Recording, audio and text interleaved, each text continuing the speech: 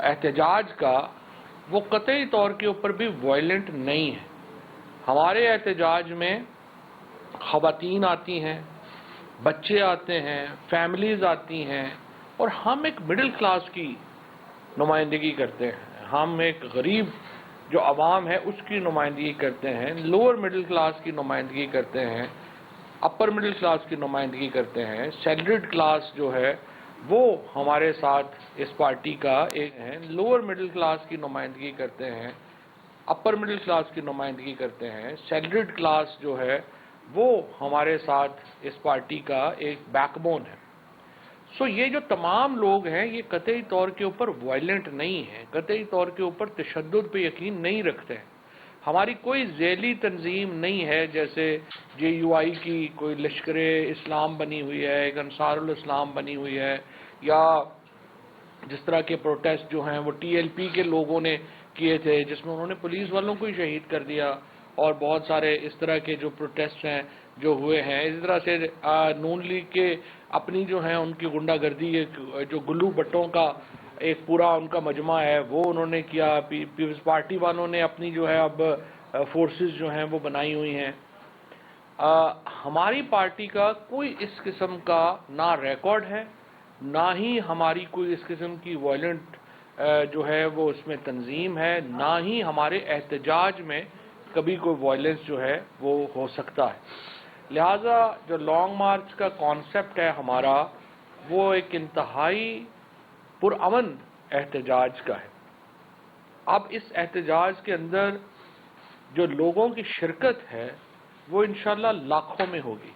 کسی اور جماعت کے احتجاج میں، جلسوں میں لوگ اس طرح سے شامل نہیں ہوتے جس طرح سے تحریک انصاف کے جلسوں میں، تحریک انصاف کی ایکٹیویٹیز میں شامل ہوتے ہیں. اب عمران خان جیسا کہ آپ نے دیکھا کہ آج سرگودا یونیورسٹی میں تھے، اس سے پہلے گورنمنٹ کالج یونیورسٹی میں گئے، وہ ایرڈ یونیورسٹی میں گئے، اس کے بعد پشاور میں یونیورسٹی میں گئے، اور وہ پورے ملک میں جو طلباء ہیں ان کو خطاب کر رہے ہیں.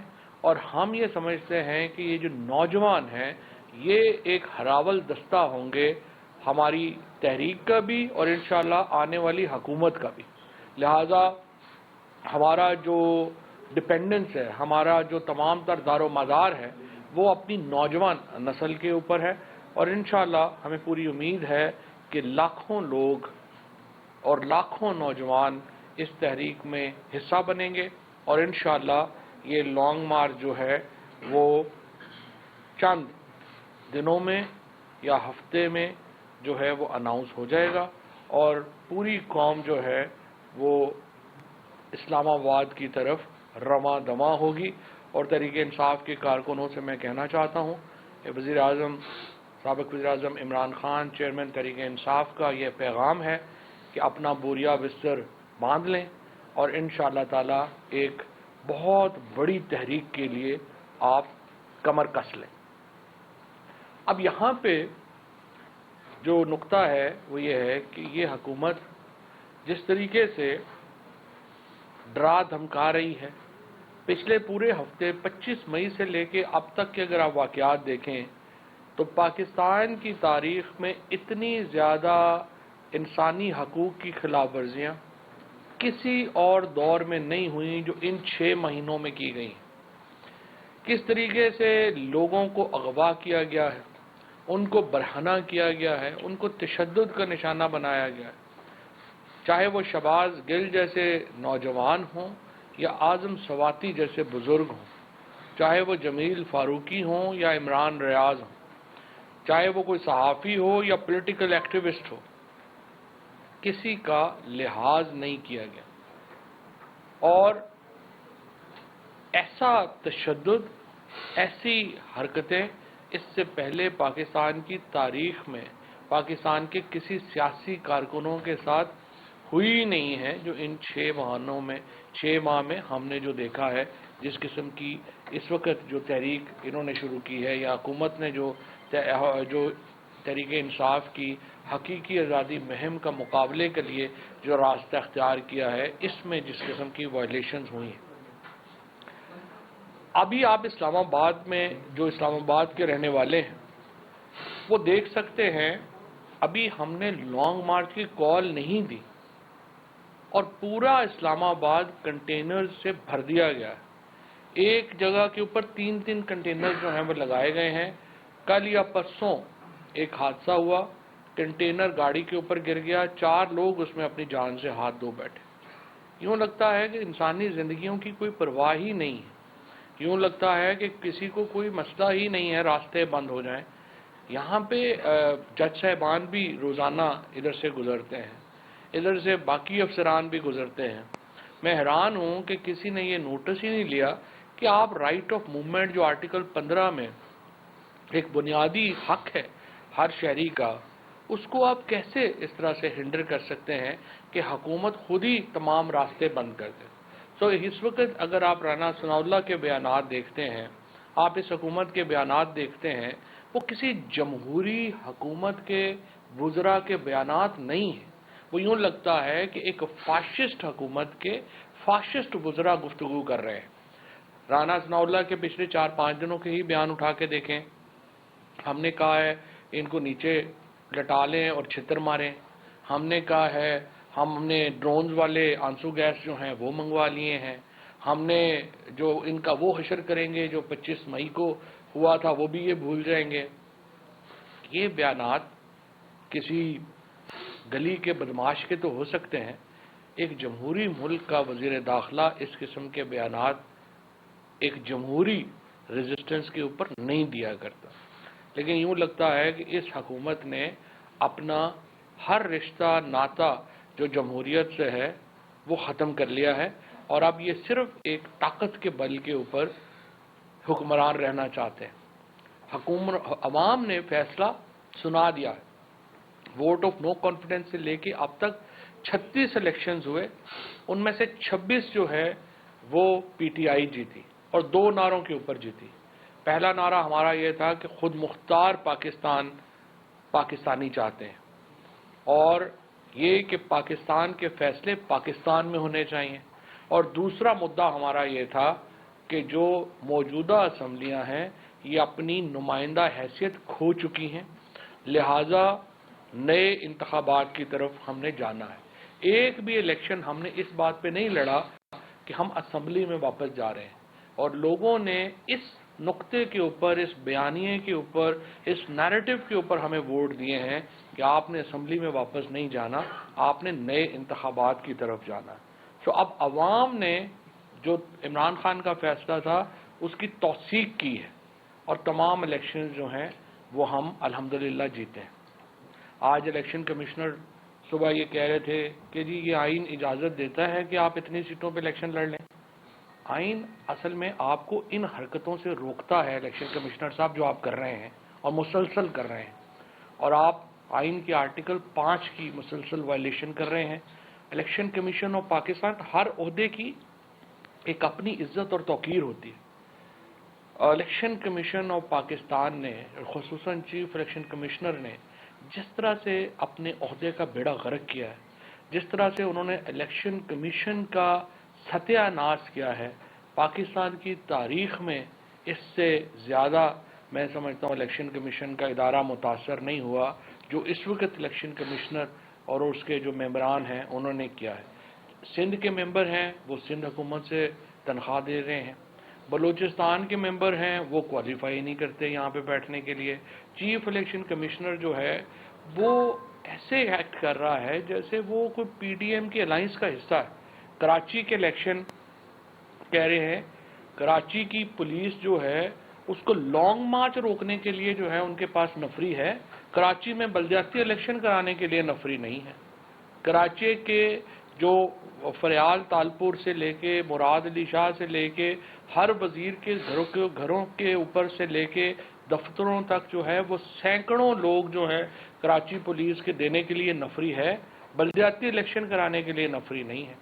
اور کراچی کے الیکشن جو ہیں وہ نہیں ہو سکتے، اسلام آباد کے الیکشن ہو سکتے ہیں. کرم جس کو 6 دن پہلے کہا گیا کہ الیکشن نہیں ہوں گے، 6 دن کے بعد وہاں پہ الیکشن ہونے جا رہے ہیں. سو یہ الیکشن کمیشن جو ہے اس کو میں سمجھتا ہوں کہ تھوڑی بہت کچھ شرم کرنی چاہیے. بالکل ہی پردہ جو ہے وہ ختم ہو چکا ہے آپ لوگوں کا، اور اب تو میرا خیال ہے کہ پی ٹی آئی کو چھوڑ دیں، جماعت اسلامی بھی آپ کے اوپر سخت تنقید کر رہی ہے. تمام جماعتیں جو اس حکومت کا حصہ نہیں ہیں اس وقت الیکشن کمیشن کے کردار کے اوپر جو ہے وہ شدید معترض ہیں، اور وہ سمجھتی ہیں کہ الیکشن کمیشن کا جو اعتراض ہے وہ بالکل جو ہے وہ اس قابل ہی نہیں ہے، جس طریقے کا جو ان کا کنڈکٹ ہے کہ یہ کوئی بڑا الیکشن جو ہے یہ کروا سکے. آج ایک اور اہم پٹیشن جو ہم نے فائل کی وہ آڈیو لیکس کے اوپر تھی.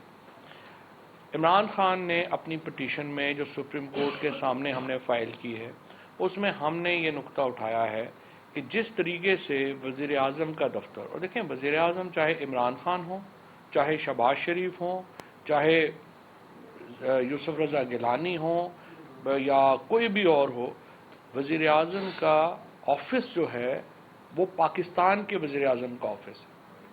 جس طریقے سے اس آفس کی توہین ہوئی، جس طریقے سے اس آفس کے اندر ہونے والی گفتگو جو ہے وہ باہر آئی، چاہے وہ گفتگو مختلف حصے جوڑ کے بنائی گئی لیکن وہ گفتگو جو ہے وہ تو وہاں پہ ہوئی. اس کے بعد جس طرح سے وزراء کی گفتگو جو ہے وہ ریکارڈ ہو رہی ہے، اور پھر یہ گفتگو ایک ٹیپ کے اوپر 8 جی بی کے ڈیٹا کے اوپر انٹرنیٹ کے اوپر اویلیبل ہو جاتی ہے، اور اس وہاں سے کوئی شبہ ہی نہیں ہے اس میں کہ یہ ساری گفتگو انڈین اسرائیلی لابی نے جو ہے وہ انٹرنیٹ سے اٹھا لی ہوگی. یہاں پہ چلی ہے، نہیں چلی ہے، ہیکر چلا گیا ہے، وہاں چلا گیا ہے، کدھر چلا گیا ہے. اس ایک دفعہ جب آپ انٹرنیٹ پہ چلے جاتے ہیں اور وہاں پہ آپ کی گفتگو آ جاتی ہے، کوئی پرابلم اسرائیل کے لیے کیا پرابلم ہے اس گفتگو کو لینا، انڈیا کے لیے کیا پرابلم ہے اس گفتگو کو لینا.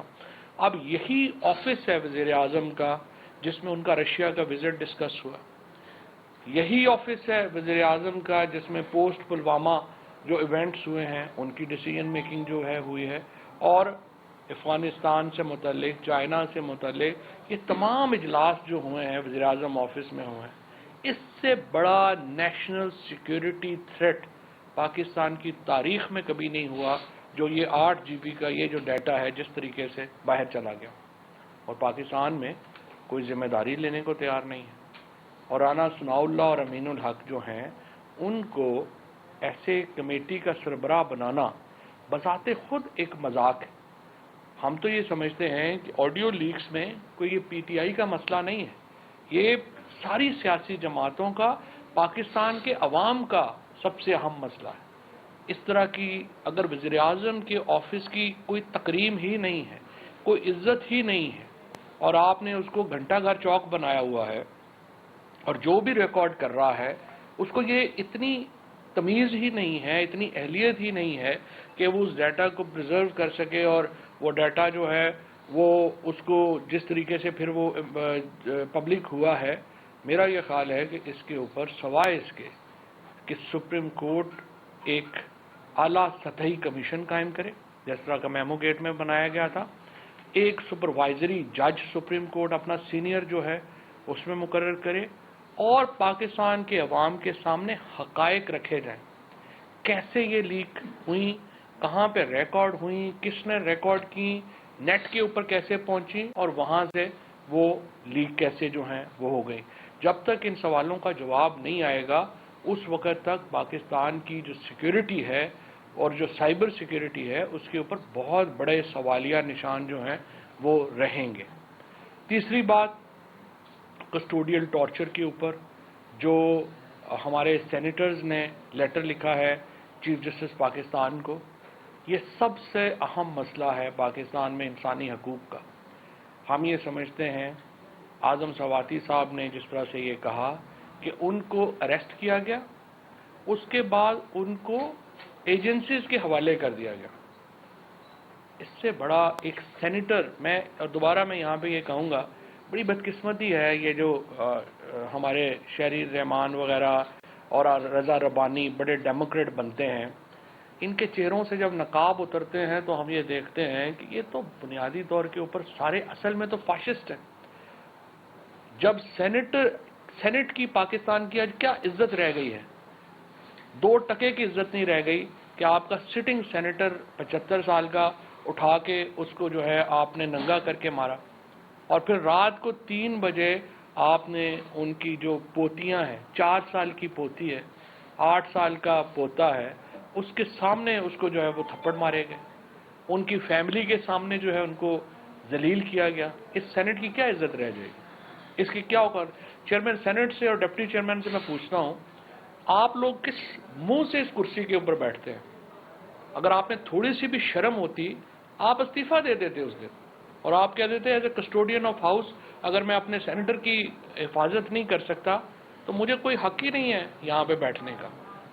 لیکن انفارچونیٹلی زیادہ تر لوگوں کے لیے ان میں سے کرسیاں نیچے آئی ہیں، یہ اوپر نہیں گئے. For them chairs have come down, they have not gone up. اور چھوٹے لوگ بڑی کرسیوں پہ بیٹھ گئے ہیں، جس کی وجہ سے ہمارے ادارے ہی چھوٹے ہو گئے. اور یہ دوبارہ یہ کوئی اعظم سواتی کی انسلٹ نہیں ہے، یہ کوئی پی ٹی آئی کی انسلٹ نہیں ہے، یہ پورے سینٹ کی انسلٹ ہے. پوری دنیا میں، یا واشنگٹن پوسٹ جیسے اخبار نے، نیو یارک ٹائمز جیسے اخبار نے، ان سب اخباروں نے جو اس کے اوپر لکھا ہے، اس سے پاکستانیوں کا سر شرم سے جھک جانا چاہیے. اور ایوان بالا کے جو سینیٹرز ہیں، میں تو ان پیپلز پارٹی اور پی ایم ایل این اور یہ جو باقی بڑے بنتے تھے بڑے کہ ہم بڑے جناب اپنا ڈیموکریٹ ہیں، ایک لفظ ان کے منہ سے نہیں نکلا، کیونکہ انفارچونیٹلی پرواہ نہیں. جب ان کے ساتھ ہوتا ہے تو بولتے ہیں. اب اسمبلی میں دیکھیں نا، ادھر پیسے ختم ہو گئے، ادھر جناب اپنا شروع ہو گیا کہ ظلم ہو گیا ہمارے ساتھ. تو یہ انفارچونیٹ ہے، کچھ پولیٹیکل ریالٹیز ہیں ہماری جس کے اوپر یہ ہوا ہے. بہرحال میں یہ سمجھتا ہوں کہ آج جو پٹیشن بھی سپریم کورٹ میں لے کے گئی حکومت، آپ ڈر کس بات سے رہے؟ احتجاج، اگر آپ احتجاج کا سامنا نہیں کر سکتے تو پھر آپ ڈیموکریٹ ہی نہیں. مجھے بڑی خوشی ہے کہ سپریم کورٹ نے آج اس کیس کو لیا ہے اور اس کے اوپر ان کے جو ریمارکس آئے ہیں وہ بڑے مثبت ہیں. لیکن سوال یہ پیدا ہوتا ہے کہ اس حکومت کو جو آج یہ لے کے گئے ہیں یہ پٹیشن، شرم نہیں آئی ہے کہ یہ پٹیشن لے کے جاتے ہوئے کنٹیمپٹ کی؟ سوائے اس کے کہ آپ کوئی اگر آپ تھوڑے سے بھی ڈیموکریٹ ہوتے تو 2 الیکشنز میں، آپ پنجاب کے الیکشن میں آپ اتنے بری طرح ہارے، اس کے بعد یہ جو آپ نے بڑے شوق سے سیٹیں خالی کروائی تھیں، اس میں بڑی مشکل سے آپ ہارے، بری طرح آپ ہارے. اور اب آپ کہہ رہے ہیں لوگوں کو کہ آپ جو ہے وہ احتجاج نہ کریں. کس جمہوریت، کون سی جمہوریت ہوتی ہے جس میں احتجاج نہیں ہوتا؟ اگر جمہوریت سے احتجاج نکال دیں تو پھر تو جمہوریت رہتی ہی نہیں ہے، پھر تو آپ نارتھ کوریا یا برما بن جائیں گے. تو ان کو میرا خیال ہے شرم کرنی چاہیے. ہر چیز اٹھا کے جو ہے وہ سپریم کورٹ میں جس طرح سے یہ لے کے گئے ہیں، ایک طرف سے پوری ہیومن رائٹس وائلیشن کر رہے ہیں، دوسری طرف جو ہے وہ سپریم کورٹ کے سامنے رونا شروع کر دیا ہے کہ یہ جناب اپنا لوگ نہ نکلیں اور یہ نہ ہو اور وہ نہ ہو. آپ ہمت کریں اور آ کے لوگوں کے احتجاج کا سامنا کریں. انشاءاللہ لانگ مارچ کی جو ڈیٹ ہے وہ بڑی جلدی آپ کے سامنے ہوگی اور آپ تمام لوگ جو ہیں آپ سے ملاقات ہوگی. قاضی صاحب کی بتائیے کہ مذاکرات کیا چل رہے ہیں؟ کہ رشید صاحب کہہ رہے ہیں کہ مذاکرات بیک ڈور ہو رہے ہیں، تو آپ اس کی تصدیق کریں گے کہ بیک ڈور مذاکرات اکٹھی کر لیتے ہیں؟ اچھا فواد صاحب یہ بتائیے گا کہ اعظم سواتی کے بعد